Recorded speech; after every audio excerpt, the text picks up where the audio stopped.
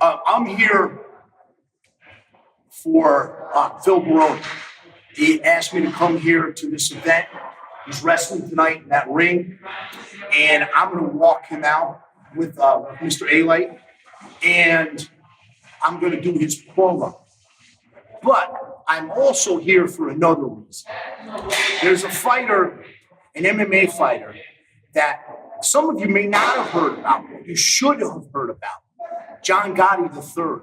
That's the grandson of the Teflon Don. And everybody knows his history. Most people know his son's history, Junior's history with this man. But what they don't know is the New York badass Phil Baroni's history with Mr. Alite and with the Gotti family. And what I'd like to do at this time is I'd like Mr. Alite to tell you all about that history, and I want to issue a challenge on behalf of Phil Baroni. He's been asking me for the last 2 years to get him a fight with Gotti III. We've been chasing Derek Panza. They said they wanted no part of it. With the story you're about to hear from Mr. Alite, this is a money fight. This is a fight that has to happen. So without further ado, John, talk a little bit about the history of Phil Baroni. So for the people that don't know, Phil Baroni got nicknamed the Badass in New York. So if you don't know who Phil was, he was raised since he's a kid up the block from me. His father was involved with me. And Phil, as a young guy, was a tough, scrappy kid. At about 16 years old, for the people that don't know, he lived with me. And Phil got involved in some criminal activity with me, the organization, the Gambino family. So when people call him and say he's the badass or what, well, he's a badass for a lot of things. He got involved in scores with me. He got involved in robberies with me as a young man. He's a real deal guy. Everybody knows that from the UFC. He's out there. He's popular. He's famous. And we're going to let the rest of the world judge for themselves. So we're going to see John Gotti, his father, senior. I'm challenging him to get in a boxing ring with me. I want him to get in the ring. And on that same card, I want Phil Baroni to take it to John Gotti Jr.'s son. And so we'll see. We'll stop the talking and we'll see what goes on in the ring. I said, that's what this is about, right? We'll see what everything goes on inside that ring back there.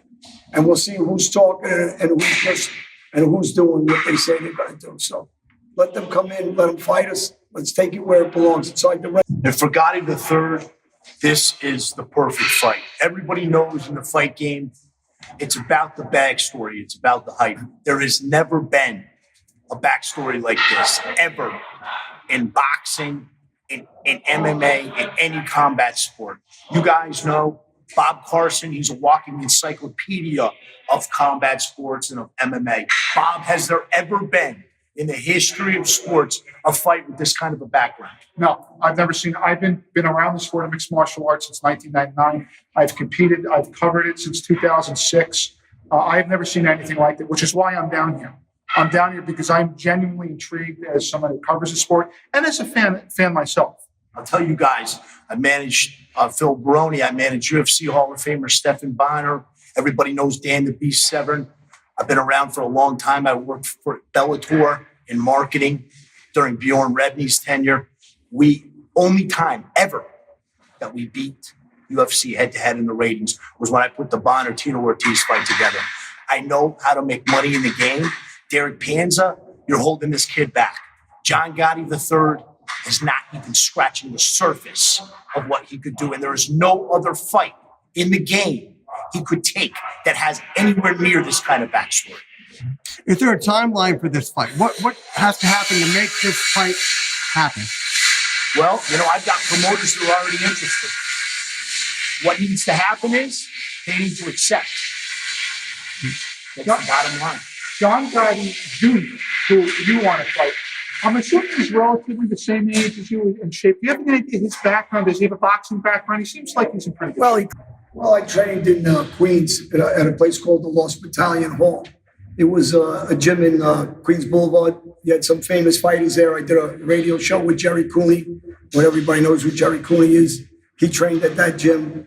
Albert Ruggiano, his father was Fat Andy Ruggiano, was a boss in the Gambino family at one time. His brother Anthony Ruggiano, David Sears, who fought Michael Spinks.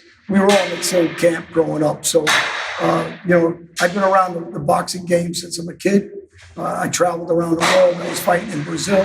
So people know I know my way around the ring, and I was involved with fighters like Denny Brown in his camp, and Prince Badi, who's a very personal friend of mine. So, we're just going to get back in shape and go right back to what we used to doing, and we'll take it in the ring, and we'll see. We'll stop the talking, and we're going to stop the year of tweeting and, these guys that like to type, but we'll do it with our hands instead of our fingers. Let's get it busy. Let's get going. Let's go into the ring. And like I said, I can speak for Phil Baroni because I know him since he's a kid. I don't care what age he is. He's always ready to fight too. He don't duck anybody, fights everybody. And he happens to be a kid that was raised around me and in my house. So I know the guy intimately, and I know that the guy's a legitimate tough guy in the ring and in the street. Thank you for watching the Hannibal TV. Please like this video if you enjoyed it and click the subscribe button to not miss any of our latest shoot interviews, match videos, or news updates. Support us on patreon.com for $1.99 a month to watch our full shoot interviews ad-free and help our channel grow. Follow us on Twitter at the Hannibal TV for instant updates.